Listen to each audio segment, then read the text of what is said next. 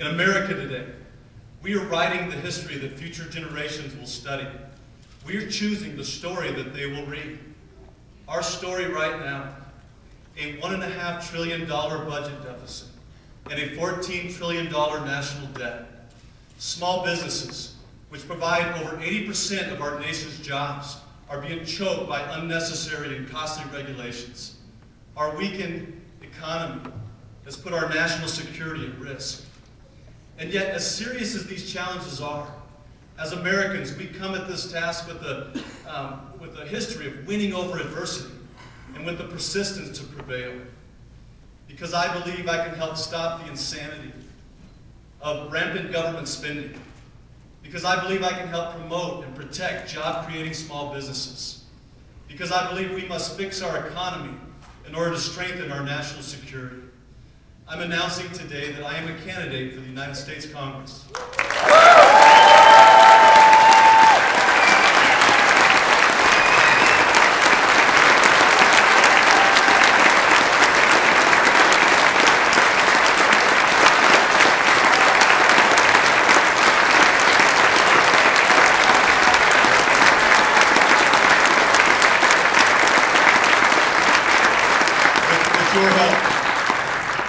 With your help and support and encouragement, I would be honored and thrilled to death to represent and to serve you in the United States Congress, the First Congressional District of New Mexico.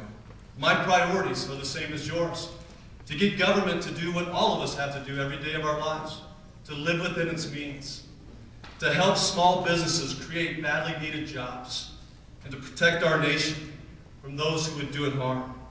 From City Hall to halls of Congress, we're fed up. I know you're fed up, and I'm fed up with foolish economic policies, with uncontrolled spending, and with the increased taxes to pay for it.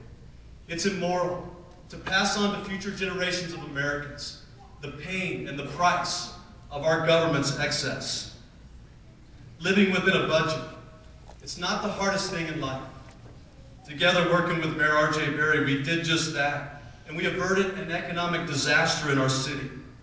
We cut millions of dollars out of the city budget, put the brakes on out of control spending, without raising taxes and without cutting essential services. Washington can learn from Albuquerque's example.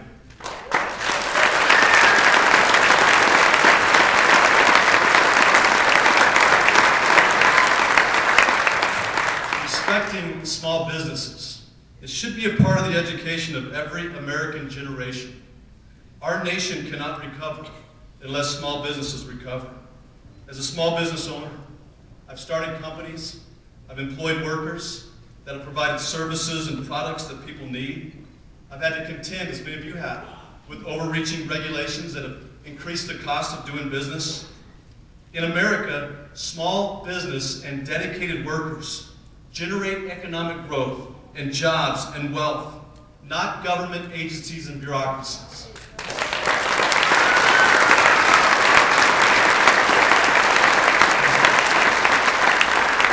Hard-working small business owners have always been the engine of our economic prosperity. It's local small businesses like Footprints Healthcare and their owners Michael Opedal and Brian Fletcher that create jobs in our city, in our area, New Mexico. It's small businesses like Rio Grande Foam and its president Floyd Silva who invest in our community. Small businesses like Chick-fil-A and its owners Dan and Tammy O'Brien that employ over 60 people in our area here. It's Duke City Fueling and Desert Fuels, owned by the Mancini family, that create jobs and provide products that we need. It's Simply Design, owned by 21-year-old Nate Zeke. It's the company Encompass owner, Kay Carrico. Experts in exports, helping businesses to be able to provide their products to other countries. It's hiring consultant firm On Site, and 14-year owner Joan Schluter that creates jobs in this community. It's Paul and Tammy Pacheco, who started a family business helping people break free from alcohol addiction. It's Chris and Monica Youngblood, leading one of the top engineering firms in New Mexico. Lance and Jamie Cherry with Cherry Designs, a veteran-owned company called Global Technology Solutions owned by Colonel Clarence Colbert. And you may not recognize many of the people that are on this stage. I tell you, they're not politicians. They're not elected officials. They're the men and women that I just named. And they represent many of you, the job creators, the engine of our economic prosperity, problem solvers, taxpayers, our economic bedrock. These are the faces of our economic recovery. And if you'll join me in thanking them for the jobs that they produce and what they do for our economy.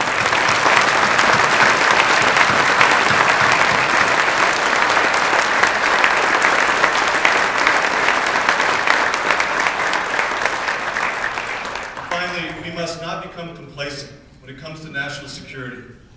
The protection of our nation and its borders is one of Congress's highest constitutional duties. Among the United States' greatest national security assets are the resources of Kirtland Air Force Base and the National Nuclear Security Administration's mission at Kirtland National Labs. And now more than ever, we must secure the future funding of these vital defense capabilities, both for their value as a deterrent and for their vital economic presence in our region. A few words about this district, about District 1 and the current representative. Because I want you to know how we need different representation in the First Congressional District in Congress. Our current representative recently cast a vote against extending tax cuts for middle-class families. He spent trillions of dollars on government make-work jobs and voted a government takeover of our healthcare system. $3.7 billion a day was added to the national debt during his first term in office. We need a congressman who's in touch with New Mexican workers. We need a congressman who feels more at home in Albuquerque than he does in Washington, D.C.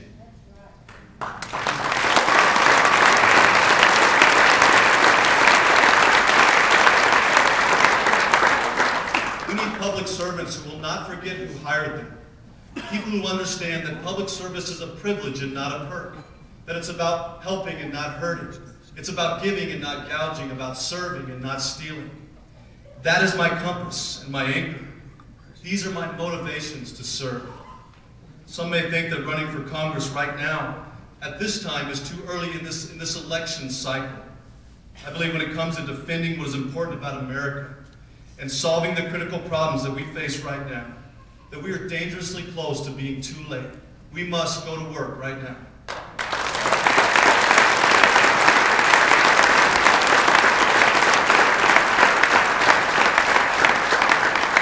I recently spent some time reviewing the 2010, the contributors and contributions to the incumbent at the time in the 2010 election. It was a solid record of many people on the left putting their money where their heart is. Virtually every conceivable left-wing group and activists in New Mexico, they dug very deep, and they gave big, they gave generously, and it paid off in a victory. And they outspent us. But they outspent us because they outgave us by more than $1 million. Now is the time to build the financial foundation for our victory in 2012.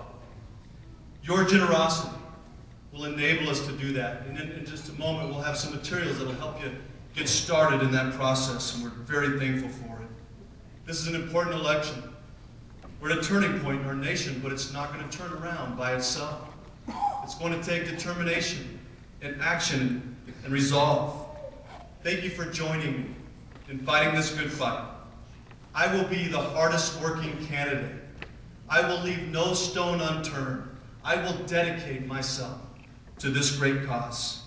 Because like we accomplished in the city of Albuquerque and like the freshman class is proving in Congress, we can do this.